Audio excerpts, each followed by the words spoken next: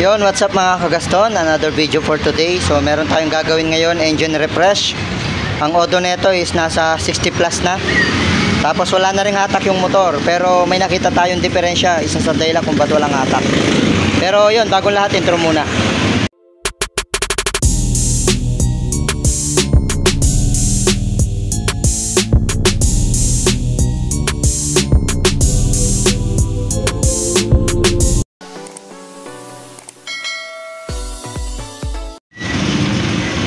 So yun mga kagaston, magre-refresh tayo ngayon. So ito, binuksan na natin siya, sinisimulan na natin siyang buksan. So isa sa dahilan nito kung bakit walang hatak pagbukas natin, ayan, yung kanyang cam wala sa timing. Wala siya sa timing. Ayan, makikita nyo ito, may guhit to. Dapat yung guhit dito nakapantay din dito, pero nandun siya sa baba. Ayan. So nagbilang tayo ng guhit dito, ng ano dito, dot, kasi may bilang yan, kung ilang bilang yan hanggang doon. So sobra siya, 18 siya, so dapat 16 lang. Ngayon, yun nga, walang hatak yung motor. So pag check natin, wala nga siya sa timing. Yan yung isa sa dahilan pag walang hatak yung ating Raider, kung kulang yung bilang or sobra. Pero ito, babaklasin muna natin lahat ng mga kailangan palitan. Papalitan natin, and then lahat puro genuine parts yung ipapalit natin. Meron naman tayo dito sa shop. So ayun, buksan muna natin mga kagaston. Tuloy natin yung video mamaya pag nakabukas na.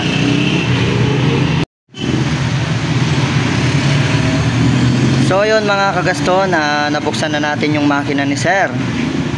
So ayun, pagbukas natin, kaya pala maingay yung makina nito, yung kanyang tensioner guide. Ayan, nagkanda durog-durog na. Yan yung mga pinagputulan, tensioner guide. So malapit na rin siyang maputol, buti na lang pinabuksan na. Tapos timing chain na yan, maluwang na rin. Tapos yung kanyang isang cam chain guide. So ito yung malala, yung mga pinagputulan ng tensioner guide. So kaganda naman yan, lahat yan naiipon dito. So yun, tinanggal na natin. Tapos ito yung kanyang head. So ingat-ingat sa pagpapagawa sa ibang mekaniko, or kung wala kayong tiwala, wag nyong iwan yung motor. Ang model nito is 2017 or 16 yata, pero yung kanyang cylinder head pang new breed siya mga kagaston. So paano ba malalaman pag new breed yung kanyang cylinder head? Ito, bigyan ko kayong idea. Yan, dyan mo unang makikita sa kanyang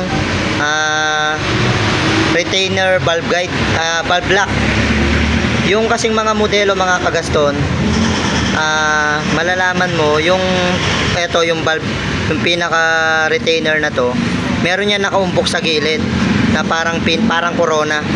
Doon mo malalaman pag yung cylinder head na ano, or modelo. So ito, possible pinalitan din to ng cylinder head, kasi chinek natin mga ano niya, hindi na siya modelo. Dito pa lang may lalaman mo yan pag di modelo yung kanyang cylinder head. Tapos yun nga, wala siya sa timing.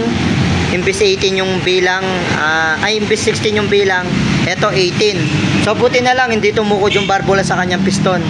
Kaya pala maingay ito nung unang dinala dito na pinakinggan natin yung makina. So ayun, magpapamasin shop pa tayo. Isa pa sa problema, matagal yata hindi napaklas to, kaya yun, putol din yung kanyang mga tornilyo sa exhaust pipe. So yun, tuloy natin yung video mamaya pag nalinis na natin at saka isasalpak na lang. So yun mga kagaston, nalinis na natin yung mga kailangan linisan. So yan yung kanyang original block, and then lahat ng parts yan nalinis na natin. Nakasa na rin natin mga barbula, and then nasalpak na natin yan, bagong valve seal. Tapos yan, sasalpak na natin lahat ng pyesa. So all original parts, OSGP lahat na original. So galing lahat sa atin yan. Sa mga naghahanap ng SGP parts, meron tayong available. And then more on Raider talaga yung ginagawa natin, kaya puro Suzuki parts din yung available natin. So ayun, medyo matugulang to, kasi yun nga, pag open natin, halos putol-putol yung ibang parts ng kanyang tensioner guide. And then ayun nga, yung cam niya may ano na rin, may mga tama na rin, lalo na yung sa may intake. So tuloy natin video mamaya mga kagaston pag nabuo na natin. So sasalpak muna natin mga kagaston.